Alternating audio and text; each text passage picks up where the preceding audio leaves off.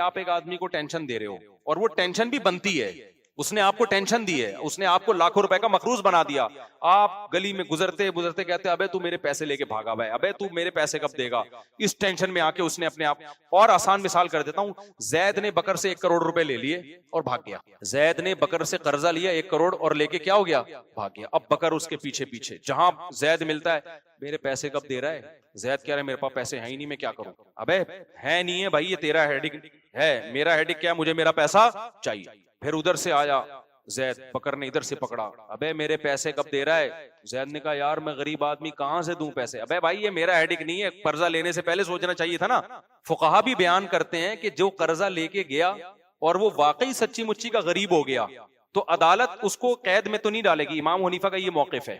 अदालत क्या करेगी, बकर को कहेगी तू जान और जैद जान, क्योंकि हम इसके पास पैसे हैं नहीं तो निकलवाए कहां से। अब तू इसको जहनी टॉर्चर कर करके निकाल ले, अदालत यही करेगी कि तू जा और ये जाने। अब तू इसको पीछा करता रहे, जहां जहां मिले ना इसको बोलता रहे मेरा पैसा मेरा पैसा, ये तेरा हक है। अब क्योंकि हम तो निकाल नहीं सकते, है नहीं, छोड़ भी नहीं सकते, क्योंकि छोड़ दिया तो ये तो कमा के भी नहीं देगा, तो यही कानून है। अब मुझे बताओ, बकर जहां भी जैद मिलता है, बकर जैद को कहता है मेरा पैसा मेरा पैसा मेरा पैसा।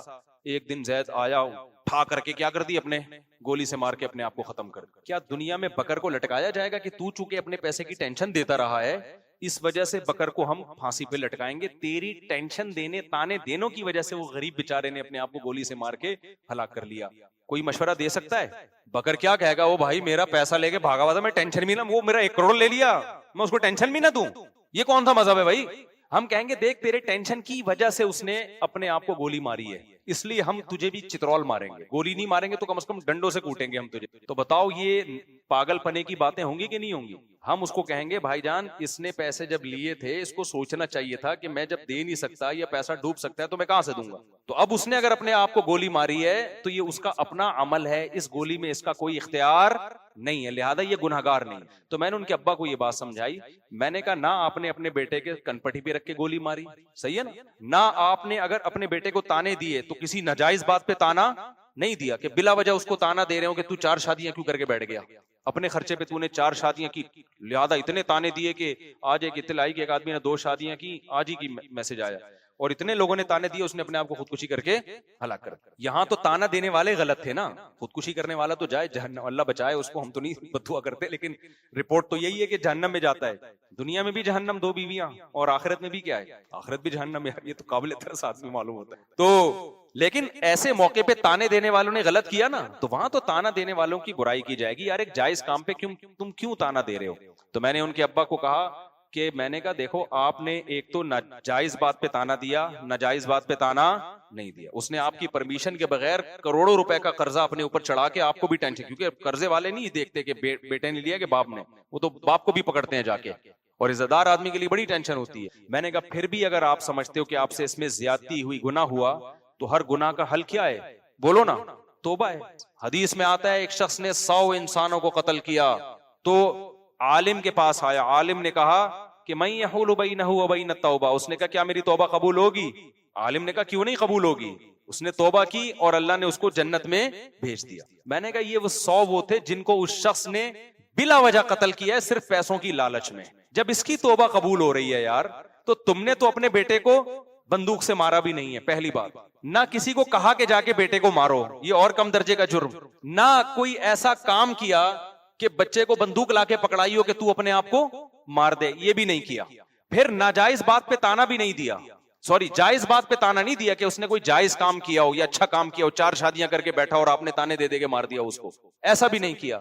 ऐसे काम पे ताना दिया जिस पे ताना बनता भी है, आपको मुसीबत में डाला उसने। फिर भी अगर आप समझते हो कि जुर्म हुआ है, तो मेरे भाई 100 इंसानों को अपने हाथ से कत्ल करने वाले की तौबा जब 2 रकत पढ़ के कबूल हो सकती है तो आपकी क्यों नहीं हो सकती। तो मैंने कहा 2 रकत पढ़ के अल्लाह से एक दफा गिड़गिड़ा के माफी मांग लो, ए अल्लाह अगर इसमें मुझसे ज्यादती हुई है तो तू मुझे माफ कर दे, और इसकी और कोई कफारा नहीं है। इसका कत्ल का तो कफारा है ना, किसासन अपने आप को पेश करो, इसका कोई कफारा नहीं है। तो मैंने कहा फिर ये तसल्ली रख लो कि अब आपका जुर्म क्या हो गया है, माफ। भाई समझ रहे हो कि नहीं समझ रहे, ये इस्लाम की गाइडेंस है जो गोरे के पास नहीं है, मादा परस्तों के पास नहीं है। मैंने कहा उस 2 रकत पढ़ के आप एक दफा तसल्ली से तौबा कर लोगे ना, उसके बाद भी अगर आप डिप्रेशन में जाते हो कि यार पता नहीं मैंने जुर्म तो नहीं किया, इसका मतलब अब आप मुजरिम हो, अब आप क्या कर रहे हो, मुजरिम हो। खूब समझो इस बात को। उलमा कहते हैं इंसान से कोई गुनाह हो जाए, गिड़गिड़ा के एक दफा तौबा कर ले, फिर भी अगर वो उस गुनाह की टेंशन लेता है ना, इसका मतलब इसमें तकब्बुर है, ये अपने गुनाह को अल्लाह की रहमत से बड़ा समझता है, ये समझता है अल्लाह माफी नहीं कर सकता, ये जुर्म है। फिर माफी मांगो एक दफा गिड़गिड़ा के, उसके बाद उस जुर्म को हमेशा के लिए भूल जाओ और ये तसल्ली रख लो कि गुनाह पे सजा देने वाला कौन है, अल्लाह, और माफ करने वाला भी कौन है, अल्लाह है। फिर भूल जाओ, फिर उसको बार बार सोचना नुकसानदेह है, फिर तुम खुदा से आगे निकल रहे हो। उसका मतलब मुझे एक वाकया याद आता है ना मूसा अलैहिस्सलाम के दौर का, ये वाकया पता नहीं मुस्तनद है या नहीं है, हमारे टीचर ने स्कूल में हमें ये वाकया बताया था, मुझे नहीं पता ये मुस्तनद वाकया है या नहीं है, लेकिन बाज वाकये इतने मुस्तनद नहीं होते, लेकिन उससे जो सबक मिलता है वो शरीयत के बिल्कुल मुताबिक होता है, यानी शरीयत यही चाहती है। तो कहते हैं कि मूसा अलैहिस्सलाम के दौर में ना एक औरत से जिना हो गया, उसने आके मूसा अलैहिस्सलाम से पूछा कि मुझसे एक बहुत बड़ा जुर्म हो गया है, आप अल्लाह से पूछें कि अगर मैं तौबा करूं तो क्या वो जुर्म माफ हो जाएगा। मूसा अलैहिस्सलाम ने अल्लाह मियां से जाके पूछा, अल्लाह मियां ने कह दिया हाँ भाई, उससे कहो कि अल्लाह के सामने गिड़गिड़ा के तौबा कर ले, माफ हो जाए। फिर उस औरत ने कहा कि असल में मसला ये है कि बहुत बड़ा जुर्म है, हल्का नहीं है, इतना बड़ा जुर्म समझ में नहीं आ रहा कि 2 रकत पढ़ के गिड़गिड़ा के माफी मांग के एक दफा में माफ हो जाएगा, समझ से क्या है, आप जरा दोबारा पूछें कि छोटा नहीं है, बहुत बड़ा जुर्म, बहुत बड़ा जुर्म। मूसा अलैहिस्सलाम ने दोबारा पूछा कि अल्लाह ने कहा जितना भी बड़ा जुर्म हो, देखो जो हुकूकुल इबाद होते हैं ना, उसमें किसी से पैसे लिए हुए हैं, वो तो पैसे भी वापस करने पड़ेंगे, तौबा भी करनी पड़ेगी। किसी बंदे को कत्ल कर दिया तो तौबा भी करनी है और उसके वारिसों को दियत भी देनी है, उसमें तो अलग मामला है। लेकिन यहाँ तो कोई दियत कफारा नहीं है ना, तो जिन जुर्मों में कफारा नहीं है मैं उनकी बात कर रहा हूँ। आपने रमजान का रोजा तोड़ दिया जानबूझकर, अब आप कह रहे हो 2 रकत पढ़ के गिड़गिड़ा के माफी मांगूंगा, माफ हो जाएगा, नहीं माफ होगा, 60 रोजे भी रखने पड़ेंगे आपको, वहां कफारा है।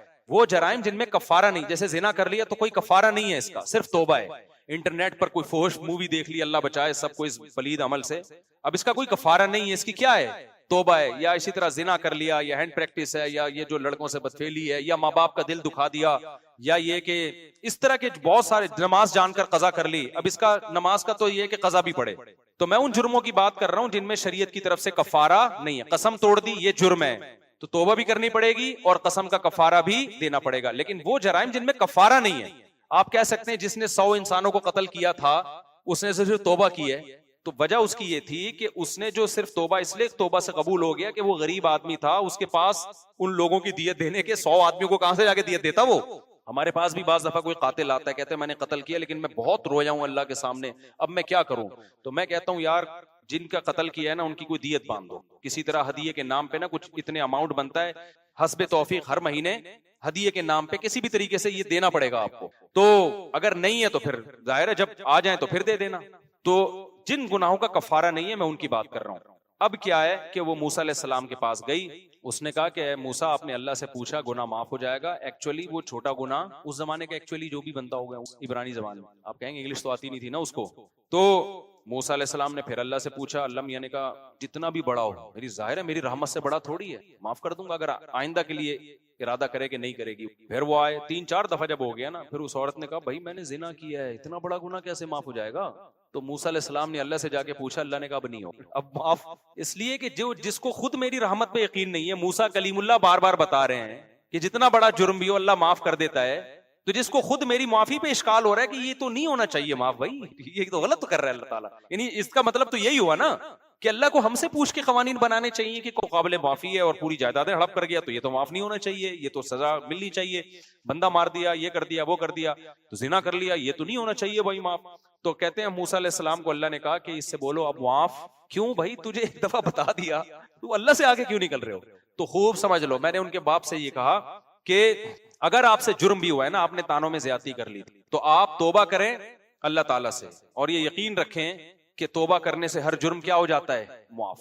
उसके बाद भी आपको टेंशन हो रही है, पता नहीं मेरा आखिरत में क्या बनेगा, पता नहीं मैं मुजरिम हूं, तो मैंने कहा फिर वाकई आप मुजरिम हो, फिर क्या हो, फिर ये टेंशन आपकी बनाई हुई। एक दफा गिड़गिड़ा के तौबा करो और उसको हमेशा के लिए भूल जाओ, और तकदीर पर अकीदा रखो कि यही मौत का वक्त था, इसी दिन मरना था, बस जो होना था क्या हो गया, हो गया, दैट्स ऑल, आगे जिंदगी गुजारो। कह रहे हैं ठीक है मैं ये काम कर लूंगा, अल्लाह की तरफ से तो मुझे तसल्ली हो जाएगी, पब्लिक का क्या करूं मैं, बेगम तो ताने देगी ना, दे रही है, तूने मेरा घर में मुसलसल चिक चिक है। मैंने कहा उसका एक बेहतरीन हल, बेहतरीन, उसी वक्त मेरे जहन में आया, मैंने पार्सल कर दिया। मैंने कहा बेहतरीन हल, मैंने कहा देखो बेगम से कहो और अपने रिश्तेदारों से कहो, देखो मैंने बेटे को ताने दिए और आपका ख्याल है गलत ताने दिए, नहीं देने चाहिए थे, तो लेकिन उस तानों के नतीजे में बेटे ने क्या किया, खुदकुशी कर ली। मैं ताने ना देता तो खुदकुशी ना करता, अब आप मुझे ताने दे रहे हो, सही है ना।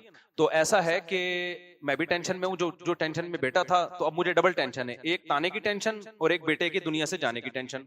बेटे को एक टेंशन थी खाली ताने की, ये टेंशन नहीं थी कि उसकी वजह से कोई दुनिया से चला गया। मुझे कितनी टेंशन है, एक तो बेटे के जाने का गम और एक ये गम कि आप मुझे उसके ताने दे रहे हो, तो मेरी खुदकुशी उससे ज्यादा बनती है, मेरा राइट।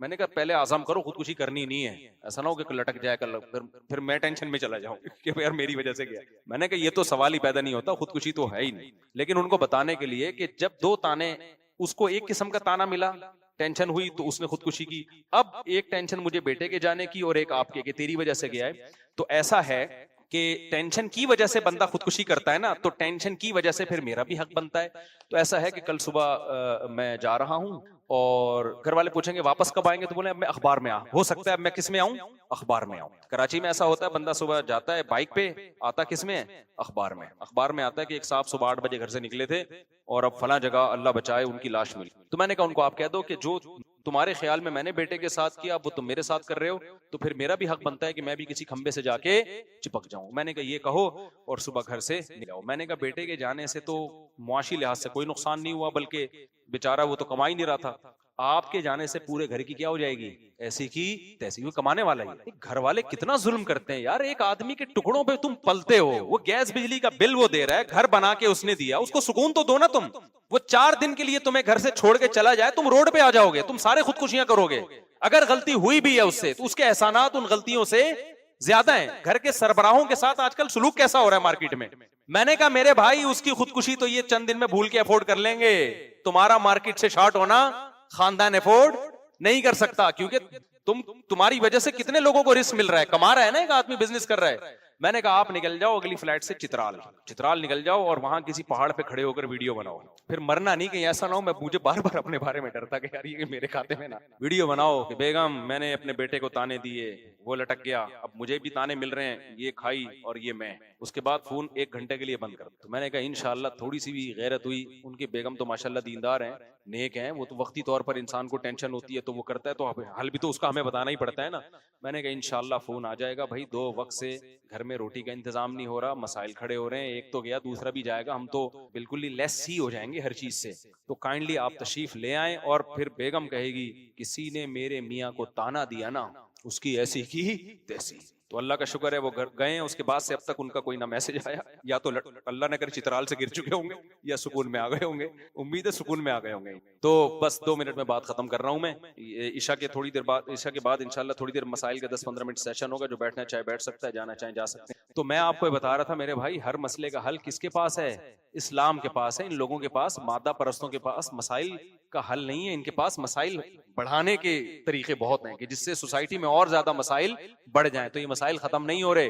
दुनिया को मुसाफिर खाना समझो भाई, 2 वक्त की रोटी मिल गई ठीक है, नहीं मिली तो क्या है, मोहब्बत थोड़ी करनी है, पैसा कमाओ, अल्लाह ने थोड़ी मना किया। साहबा में कितने करोड़पति अरबपति लोग थे, पैसा नहीं है तो भाई हमारी जरूरत क्या है यार, कब्र में हम सबके पांव लटके हुए हैं, थोड़े दिन रह गए, आगे मरना है, खत्म, तो क्या टेंशन लेनी। तो कोई बेरोजगार है, कोई बड़ी टेंशन नहीं है। वो जो हमारा बहनोई है ना, और जो हमारे भांजों के साथ उसने किया, उसका वाकया याद रखो, बेटा फेल हो गया, बाप ने कहा कोई मसला नहीं है, आखिरत में फेल नहीं होना चाहिए, दुनिया में चलता है यार, कभी कोई फेल हो जाता है, कभी क्या हो जाता है, पास हो जाता है, चलो लाइफ को क्या करो, इंजॉय करो। और इससे जब बच्चे को खुशी मिलती है ना तो और पढ़ता है वो। ये पढ़ाई ऐसी नहीं है जो गन पॉइंट पे पढ़ाई जा सकती। हमारे अब्बा ने जो हमें पीटा है ना, वो इस पे कभी नहीं पीटा कि इम्तिहान में नंबर कम क्यों आ गए, अल्लाह का बड़ा। हमारे अब्बा हमेशा इस पे कूटते थे, गलत लड़कों में तो नहीं बैठ रहा, गलत लड़कों में, जर्सियों हीरोइन जो माहौल खराब कर देता है। मुझे याद है, बस एक पिटने का वाकया सुना के अपने बयान को खत्म करता हूँ। तो हमें ये वाकया सुनाने में बड़ा मजा आता है। मैं एक दफा क्या हुआ, हमारे अब्बा जब भी घर में आते, घर से गायब होता, मैं वालदा से पूछते कहाँ गया, वो लड़के बड़के हैं इधर औबाश किस्म के, उनके साथ खेल। वो लड़के 1 नंबर के बदमाश टाइप के, कोई पी रहा है, कोई फिल्में देख रहा है। उस जमाने में फिल्मों का भी रिवाज नहीं था, वो गंदी गंदी एल्बम लड़के ना झाड़ियों में बैठ के देखा करते थे, कोई लड़की की तस्वीर मिल गई। अब जनाब लड़कों का तो ग्रुप हर एक को अच्छा लगता है, हम भी घूमने फिरने निकल जाते थे टायर लेके ना, वो रॉड लगा के वो चला रहे हैं, कभी क्या कर रहे हैं, मारम पीटी खेल रहे हैं पत्थर से। कितनी खतरनाक खेल है यार, पत्थरों से मार रहे हैं, ये मारम पीटी हो रहा है। तो नतीजा क्या निकला, अब्बा एक दिन आए 2 दिन आए, भाई ये क्या, वालदा ने कहा भाई ये मेरा तो रोब नहीं है, नहीं समझ रहा है। तो एक दिन क्या हुआ, अब्बा जरा जल्दी आ गए, तो मैं खेल के आ रहा था, मेरे कपड़े पूरे काले हो गए थे गर्दो गुबार से, मिट्टी में इतना खेले हम, कीचड़ जब बारिश होती थी तो कीचड़ के थपेड़े उठा उठा के मारते थे। मैं जब आया तो अब्बा बैठे हुए हैं, अब्बा ने पूछा बेटा कहाँ से थे, मैं समझ गया आज अच्छी रिपोर्ट।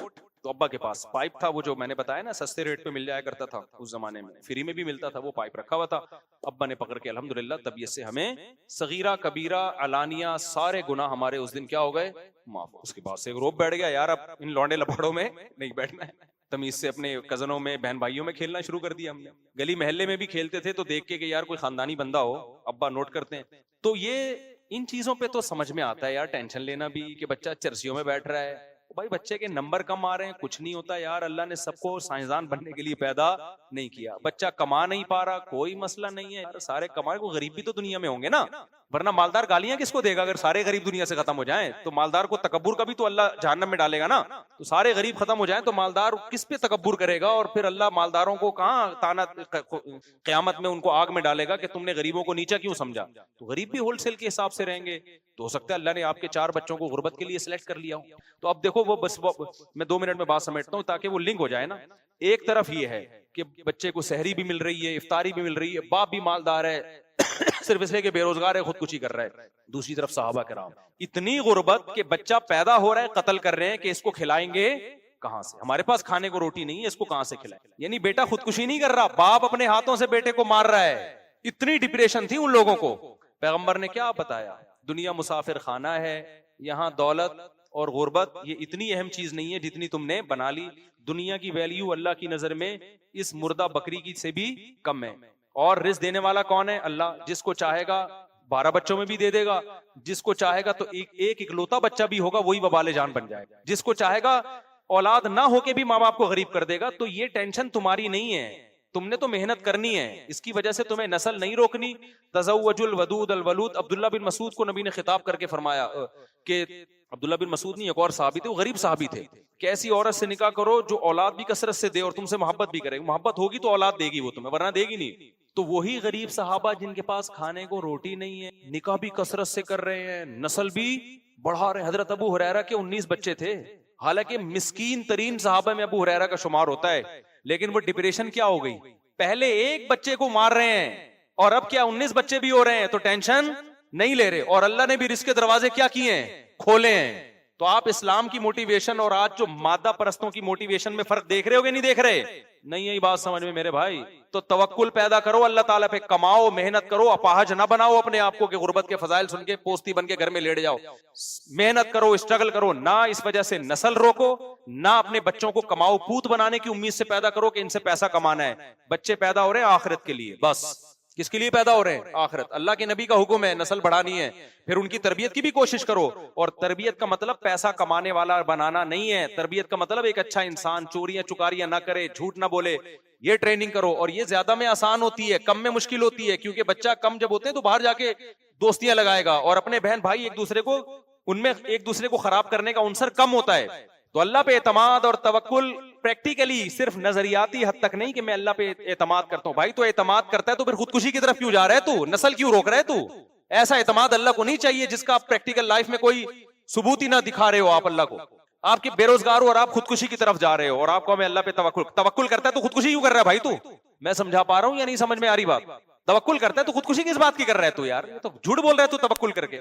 तो इसलिए अल्लाह पे तवक्कुल का मतलब सच्ची मुच्ची का तवक्कुल। मादा परस आदमी अल्लाह को देखता ही नहीं है, उसने अल्लाह को अपनी डिक्शनरी से निकाला हुआ है। हकीकी मजहब वही मजहब को फॉलो करने वाला है कि जो किसको जब अल्लाह के वजूद को मानता है तो सच्ची मुच्ची में मानता है, वो झूठी मूठी में नहीं मानता। जैसे अंग्रेज कह देते हैं ओ माई गॉड, बाकी गॉड का क्या रिश्ता है आपसे वो उनको पता ही नहीं है कि गॉड क्या होता है। तो सच्ची मुच्ची का ताल्लुक कायम करो अल्लाह मियां से, उसका सबसे बड़ा फायदा क्या होगा, डिप्रेशन लेस। टेंशन देना सीखोगे, टेंशन लोगे नहीं आप। जैसे मैं टेंशन देता हूँ ना, बोल टीवी को मैंने इंटरव्यू दिया, अपने बच्चे भी दिखाए, मैंने कहा ये तो सिर्फ कंपनी की मशहूरी के लिए 2-4 मैंने पेश कर दिया, ऐसे पूरी इतने लोगों को टेंशन हुई है ना। उस नीचे लिख रहे हैं अबे महंगाई बढ़ रही है, इन मौलवियों को देखो क्या हरकतें कर रहे हैं, महंगाई। अबे पहले तो गवर्नमेंट से ज्यादा रिस्पॉन्सिबिलिटी हमारी है ना बच्चों की। तो जो बाप टेंशन नहीं ले रहा, जिसका पैसा डायरेक्ट खर्च हो रहा है 17 बच्चों पे, 16 है 18 सॉरी 2 सौतेले मिला के 18 16 मैं फिर कैलकुलेशन पूरी अगले हफ्ते दोबारा से करके बता दूंगा, ठीक है ना। तो सारी रिस्पॉन्सिबिलिटी असल में किसकी है? हमारी है ना। तो हमें टेंशन हो नहीं रही, लिबरल लोगों को टेंशन हो रही है, गुर्बत बढ़ रही है, महंगाई बढ़ रही है, उनकी वजह से ये हो रहा है। अबे बाप सबसे ज्यादा टेंशन तो बाप को यार, हमारा 99% पैसा तो ये खा रहे हैं, तो बचत तो हमारी ही नहीं हो रही, लेकिन हम टेंशन नहीं ले रहे। अल्लाह का शुक्र है, इन मादा परस्तों को दबा के टेंशन दे रहे हैं। नीचे कमेंट से पता चलता है, इनको देखो, मैंने कहा तुम्हारे 2 हैं और तुम्हारे जिम्मे सिर्फ